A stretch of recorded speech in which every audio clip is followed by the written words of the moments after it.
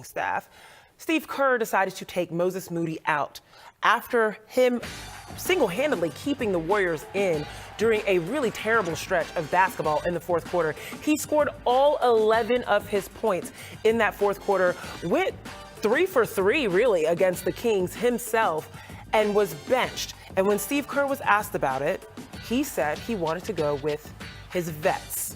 Can you give this a little bit more light on that? Yeah, he really said that, he wanted to bring Andrew Wiggins, as we saw, back in for Moses Moody, goes with his veterans, and Steve Kerr, as we know, history shows, and he's even said as recently as at practice the day prior that he usually has a longer leash and has patience with his veterans, especially people like Klay Thompson, like Andrew Wiggins, who he trusts and has seen win championships. But Moses Moody deserves better. Yeah. I don't know how else to say it when somebody does what Moses Moody has done, when he's always praised for staying ready, for being such a pro, all of that. He was out of the rotation at the start of the game. If it wasn't for Gary Payton II getting hurt and Chris Paul, Moses Moody might not even played this game. He goes in there, does what he did, makes a three-pointer with 4 minutes and 55 seconds left to give the Warriors a 116-114 lead. He's taken out 30 seconds later, never comes back in. So I understand, especially with Andrew Wiggins, the game he was having, he might have been the Warriors' best player tonight. I get Wiggins coming back in, but maybe Moody's in longer for Klay. Maybe Moody's now in for Kevon Looney. That's the one time where Kerr decides to go big at the end of the game instead of small. So I just think that the Moody situation in general has been very interesting to watch this entire season for how much respect Steve Kerr consistently gives Moses Moody that he deserves. But something, it feels like, has got to give eventually. There's a disconnect there because we continuously hear Steve Kerr say, respect Moses Moody, he's an ultimate professional. He, is always ready. Stay ready, Moody. He praised him again tonight. And yet that praise isn't converting into significant minutes in crunch time, but particularly, maybe not all the time, but when you are performing at the level that you're performing and you are providing the shots that the team needs, why take a big time player out at that moment while they're, quote, cooking, right? You don't want to take the chef out while they're cooking. So that was a very interesting choice. And I think that that's something that, Steve Kerr is going to have to answer. The fans are going to have a lot of questions around that understandably. But you made a really good point. If you look at who was providing and cooking throughout the game, it was the veterans. Let's look at the top 3 scorers for tonight's game. This was Steph, Klay, and Andrew Wiggins. 29 points. I want to just count out 2, particularly for Wiggins and Curry. 29 points each, 10 rebounds. Because that's been a big sticking point for Andrew Wiggins, is being able to rebound as well as being offensively efficient. But Steph and Curry getting 10 points and 10 rebounds, and then alongside Klay Thompson, 3 big-time performances out of these 3, unfortunately, gone to a loss. Yeah, you can't have these 3 combined for 78 points and lose the game. You just can't even imagine that, really, right? When your big 3 is doing that, this was the first time all season that all 3 scored 20 or more points, the 5th time ever in a regular season game. So you expect them, of course, to win that game. But it kind of goes back to the Moses conversation where Andrew Wiggins, he was continuing that, where his scoring from the first half translated to the second half. Steph Curry, a tougher second half than the first half, obviously, but he's Steph Curry. Klay Thompson's the one who was so efficient in that first half and scoring the ball and everything, but the second half, it just felt like the legs were kind of given away, and that's why I thought maybe Moses, who's feeling it and being hot and has the fresher legs, might be the one to go with for at least a few more minutes. I mean, look at this stat here. Crazy fun fact. These 3 have only had 20 points each in a regular season game 5 times. 5 times as teammates. I mean, it really does speak to the fact that they have such a balance, right? And I think, maybe the main person that's continued the 20 points has been Stephen Curry, and then you can kind of be interchangeable with a Klay or a Wiggins alongside them. But being able to have that level of scoring interchangeably throughout the 3 of them is a wonderful thing. But the three of them together not converting into a win is surprising. Absolutely fascinating, and it's hard to wrap your mind around. But Klay Thompson is at the podium, and we're going to have to hear what he says about this loss. Klay, what did you see as the main problem there down the stretch? You guys looked like you had it in hand, but got away from you at the end. I think we fouled too much. That looks like the one thing that we could have done much better is limit our fouling. Tough loss, though. That one sucked. Obviously, you guys knew you needed 12-point win. Do you think that got in your heads a little much? And no, we still wanted to win the game, and we were right there to be victorious. We were right there to win by 12 as well. So it's just a hard one to swallow, and these happen throughout the season, and just sucks. I mean, we all wanted to play in that in-season tournament. And for quite a few seasons in a row now, turnovers have been a main talking point of Steve Kerr's. What do you see the team being able to do to turn that around and not have so many important turnovers at the end of games?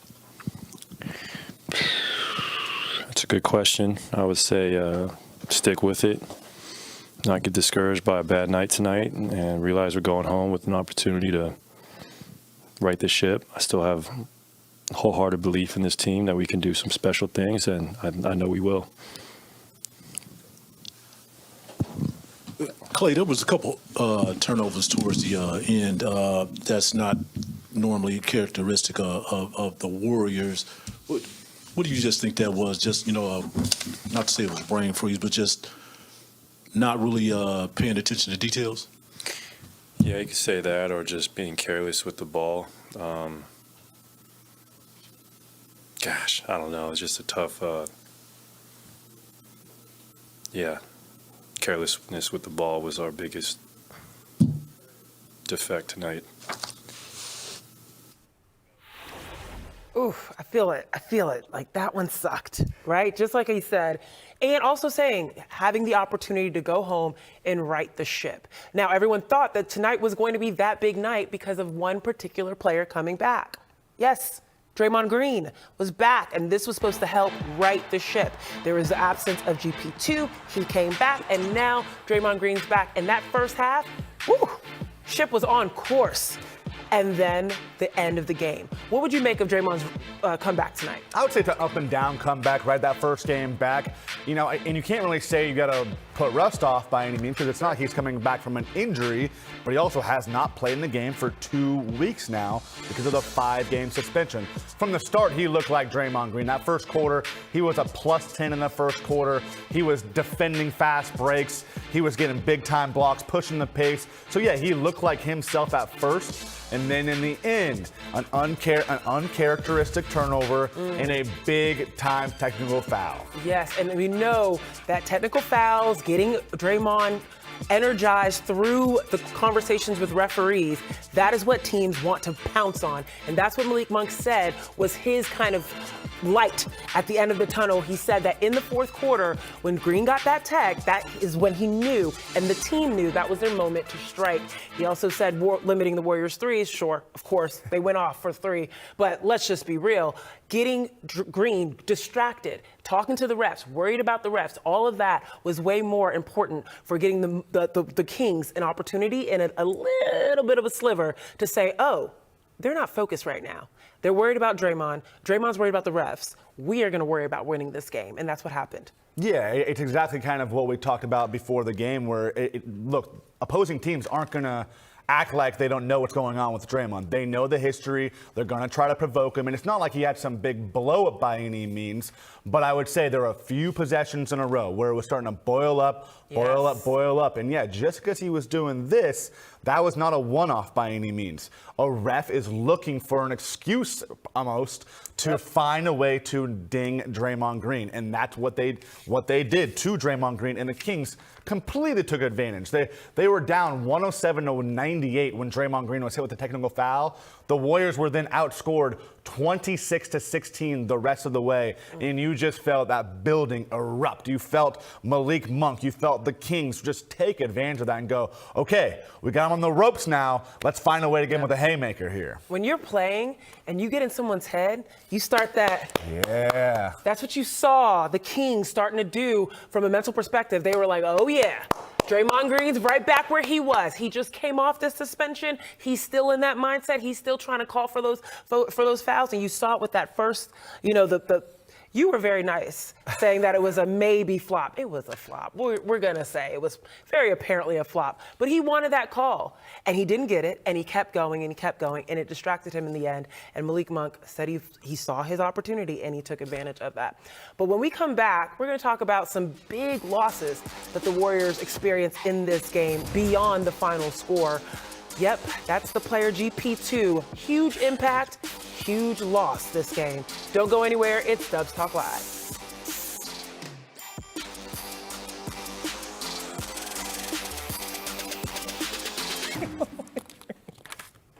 Hello, YouTube.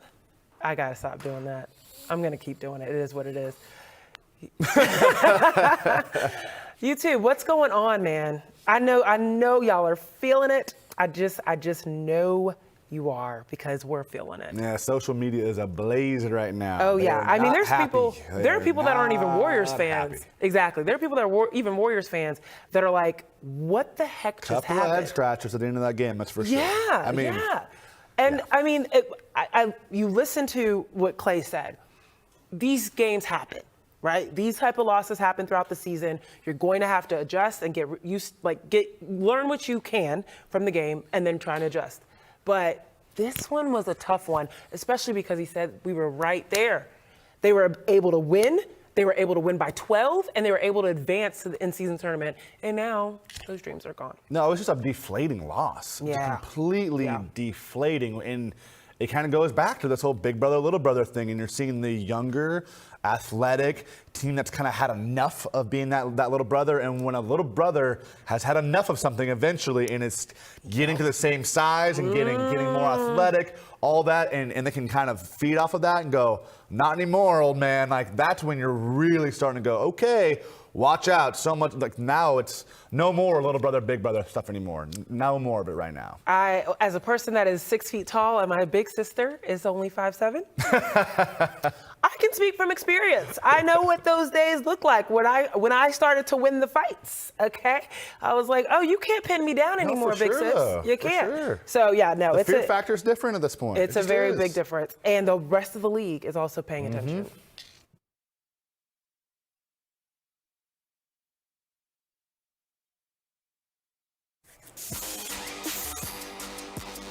Welcome back to Dubs Talk Live. The Warriors lost against the Kings 123-124.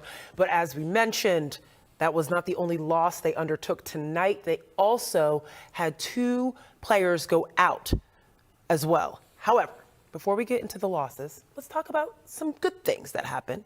Stephen Curry, 29 points, 10 rebounds.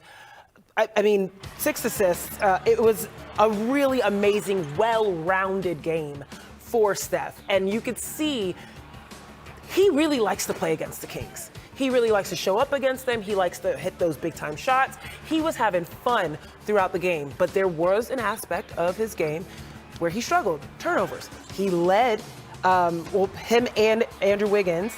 He led the Warriors with 5 turnovers. And that one particular one in the last 45 seconds of the game, huge one that led to a 3 that got the Kings within 1 point. When a game like this happens, when you have such an amazing performance, first double-double this season, what can you say about the fact that it didn't end and result in a win?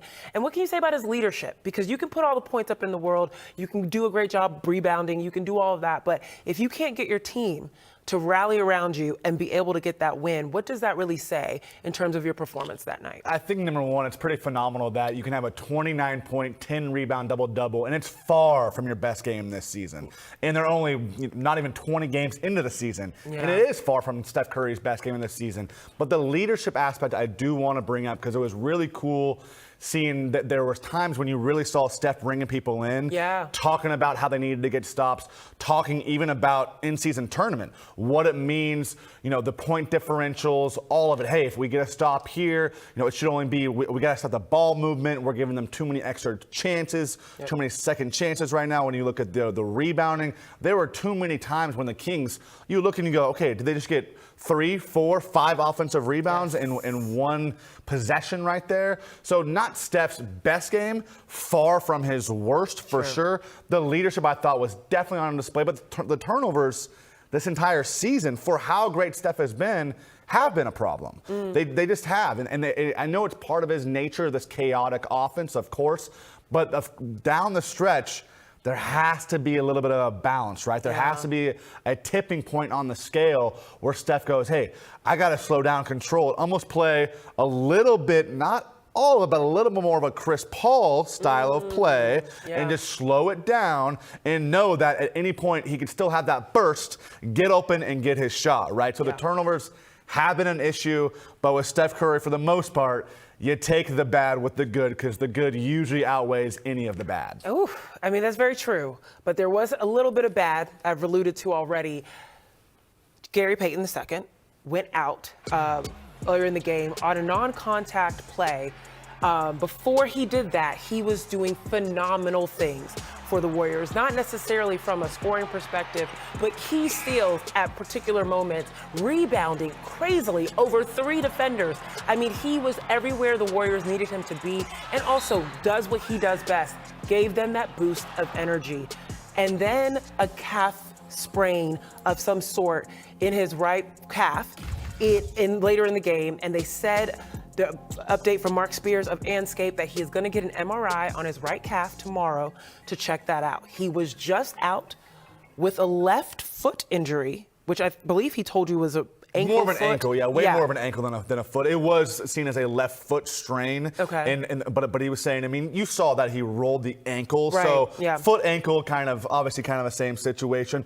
But as you alluded to, I mean, GP2 was so impactful when he was on the floor tonight, as he usually always is. Yeah. It hurt to see the stretch of games that he was out. He comes back. His impact was huge, and then now, again, he's back out just like that. The Warriors have to have their fingers crossed that this is a short-term issue and not a long-term issue, because GP2 is that guy who is just the perfect puzzle piece for Steve Kerr. He unlocks so much for the Warriors offensively and defensively, and we know how much this defense especially needs Gary Payton II. Imagine him down the stretch on De'Aaron Fox, on Malik Monk, even helping out against Kevin Huerter, who had a good night tonight. His loss was immense, no doubt about that. What's so crazy is, like, when you said short term, I just thought the word short. And you think about, even though he is one of the shorter people on this team, his length, his span on this court, offensively or defensively, is so much bigger than short. And I'm thinking, if he is out, if something is, if he does have to take a game out again, there was a gap that the Warriors weren't quite able to fill when he was gone. Looking at, a Moody, a Trace Jackson Davis, anyone that can try and fill that space, knowing that Draymond's back and Kerr's trying to shorten that lineup, what do you expect to be able to fill in his space or his time? There's not one particular player. As you mentioned, you brought up a handful there, and Steve Kerr is saying that it's key for them to start to understand some combinations in his rotations. He loves the depth that this team has, but he's also being realistic that the Warriors, he can't play 12, 13 guys every night. He wants to get to a solid 9, 10, maybe man rotation. If you lose GP2, it should open up more playing time for a Moses Moody.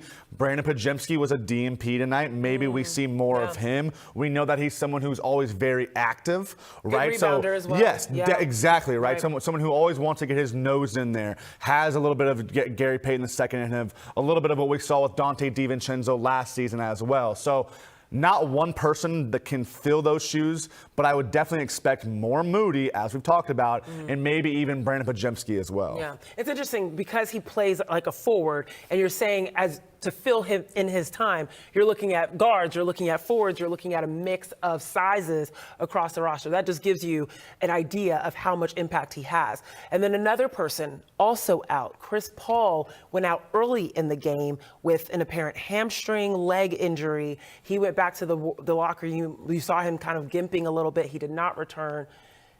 What's going on with Chris Paul? The biggest concern for Chris Paul coming in this season was always going to be age and health. This is someone who's in year 19, who's going to be 39 years old, who has had injury history, especially these past few seasons. So another person where his loss of his impact was felt so immensely by the Warriors tonight. You think about the sloppiness of the Warriors tonight, 20 turnovers that led to 26 points for the Kings. That is without Chris Paul. Right. That is what he is best at. He's best at limiting the turnovers, the assist to turnover ratio. You need somebody to calm things down in an environment like that. Draymond's first game back from suspension in Sacramento, in-season tournament on the line. You need a Chris Paul to give you to breathe and slow it down, and they missed that tonight. Only 5 minutes with Chris Paul tonight. We'll see what they'll be able to do with potentially no Chris Paul, potentially no GP2 when we go and look ahead right on the other side of this break. Don't go anywhere. It's Dubs Talk Live.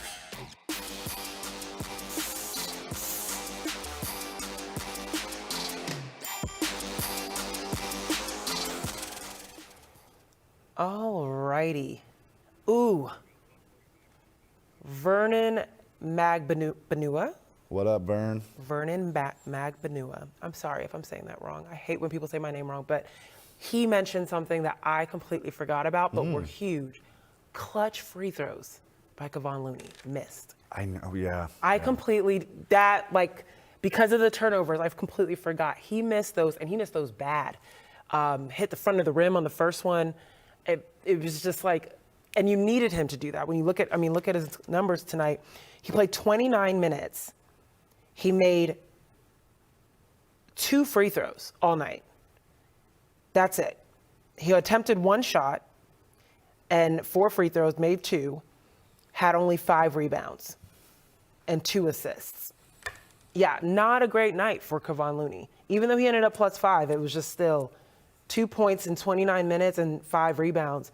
Very much not characteristic of his game. Yeah, I mean, look, Kevon Looney's impact, it usually goes a lot beyond like the box score, like the straight numbers like that. You look at then Domantas Sabonis, -3, Kevon Looney +5, even though Sabonis had, bigger numbers than Looney. But again, I go back to where that's the time that Steve Kerr doesn't want to go small, like down the stretch when you think about free throws right there with Kevon Looney. So he just has all these players he trusts so much who have earned the trust. And so is Kevon Looney, no doubt about that. But yeah, those free throws, they hurt. They really did hurt. But I do think there's a factor, the mention of this was a good game in the fact that Wiggins and Klay stepped up. We got to take that.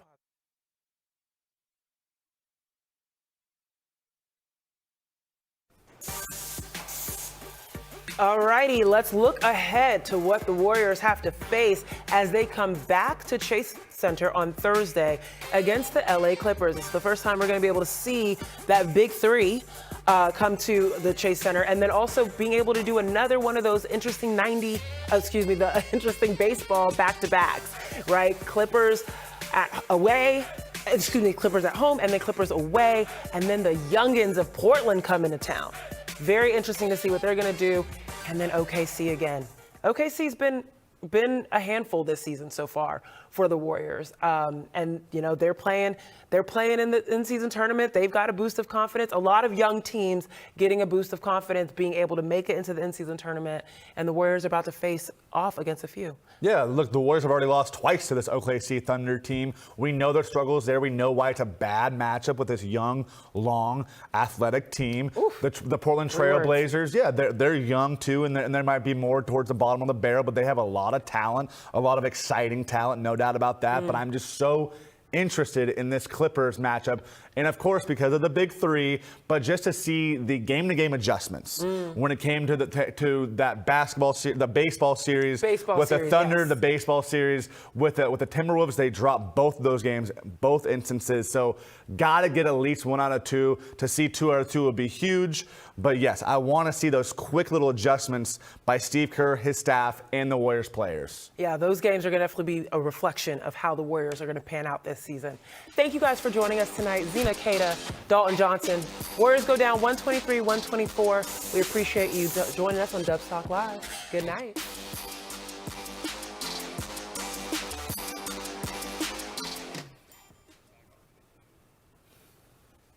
All righty.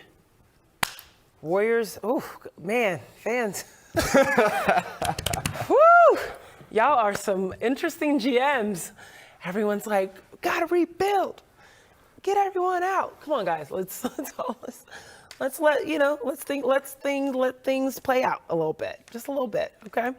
Yeah, there's a lot of comments. You know what, Pratik, I'm with you. Pratik Khanna said, I came here for some much-needed therapy. Well, lay on your couch, Woo! sit back, Right, deep I'm breath. like, We'll talk with you, get a Doctor? little zen here. We understand what you're going through. We empathize. Right. And, you know, your feelings are valid. Yes.